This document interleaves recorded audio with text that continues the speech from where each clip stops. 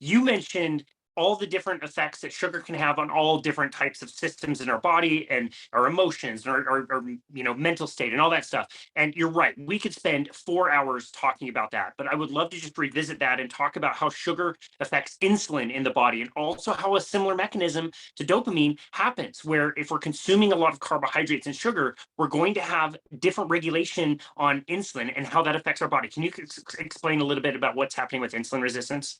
Okay, insulin is a growth hormone, right? Insulin's role is to open receptors on your cells to let glucose in so that you have gasoline in the car, i.e. fuel in the cell for energy, okay? And remember one thing, you don't have to eat one molecule of sugar because your body can make sugar from protein and fat. So that's how we are made, actually. So we don't have to add any sugar.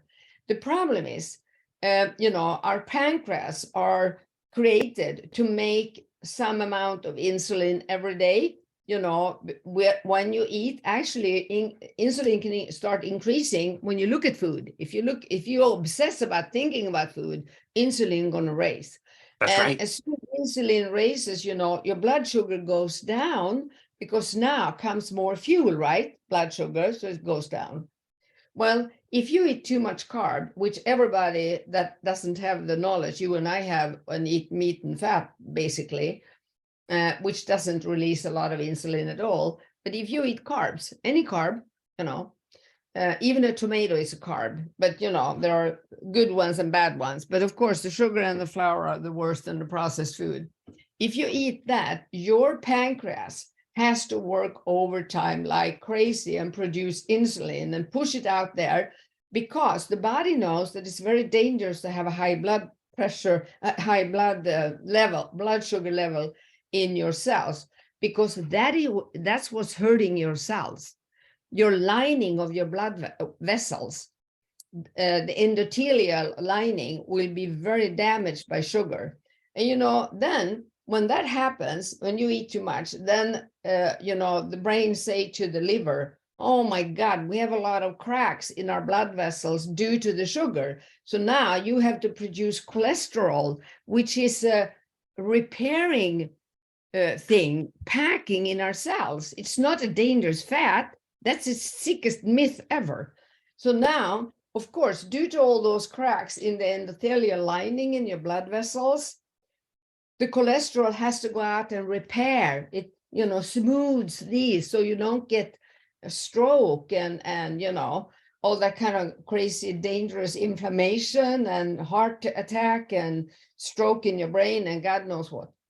Okay, so now, your blood vessel going to become thicker, because if you don't stop now and start eating food that doesn't release a lot of insulin, you keep eating, pushing insulin, it's going to get worse and worse.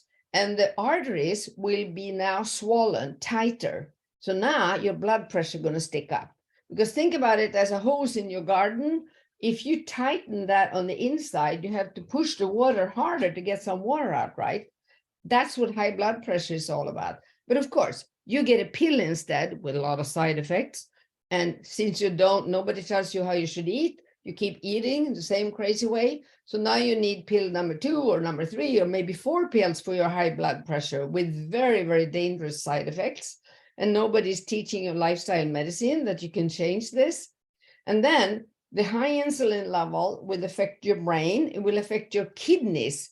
So they don't have the flow of salt as they should. So now you start having edema. And, when I meet people, I said, can I touch your arm? Of course, I don't go up to people on the street and do this. No. If they come and ask me about health and insulin and all that, it's like, may I touch you? And, I take their arm and I pinch like this. You see, I can lift my skin. Yeah, you can lift your skin. But if you have insulin edema, it's, you can't lift it. It's hard. It's stuffed. So you have a lot of fluid and, in your cells, in your body, you're swollen. And that's why too, when people go into low carb keto, they lose quite a lot of weight, right away. That's fluid because they cut down on insulin. But anyway, if this goes on and on, you get something called insulin resistance. That is when the cell can no longer answer to the insulin. It doesn't open the door for insulin to put energy in. So now the sugar in your vessels would start racing, and that's very dangerous. That's very toxic to the cells, and you get this effect all over. So you can actually, now you have become insulin resistant. So the fat in the cell, sugar gets turned into fat in your cell. It doesn't leave the cell. So you have no metabolism. You don't lose weight, even if you starve yourself, as long as you have a high insulin level. And on top of that, you know, with the high insulin, it takes about 10 years of insulin resistance before your blood pressure, blood sugar starts going up, and now you have diabetes. So actually you've been sick, you've been have hyperinsulinemia for about 10 years before you get diabetes type 2. So imagine if we start understanding these things, we can have early detection, how many horrible illnesses so that we can detect. I heard yesterday that diabetes type 2 has increased with 40% the last 4 years in India. So we have a huge pandemic of insulin resistance. Is this what you wanted, or you wanted more details, or no? I think No, that's Did you fantastic. get the point? It's such a huge problem, and your description of what is happening in the arterial walls was so good. Like when I was on a different diet, I would get angry and frustrated, and sometimes I would punch the wall. And so you need spackle to repair the wall. And if you did that once and repaired it, it's really not that big of a deal. But if I punch the same place in the wall over and Again and over and add more again. and more and more and more spackle, at some Yeah, point it's going to like reach out, it's going to take up more to the space, next it wall. might break off. Yeah, Yeah, exactly. yeah, We blame yeah, cholesterol. We blame the yeah, I know. cholesterol. It's so I know. stupid.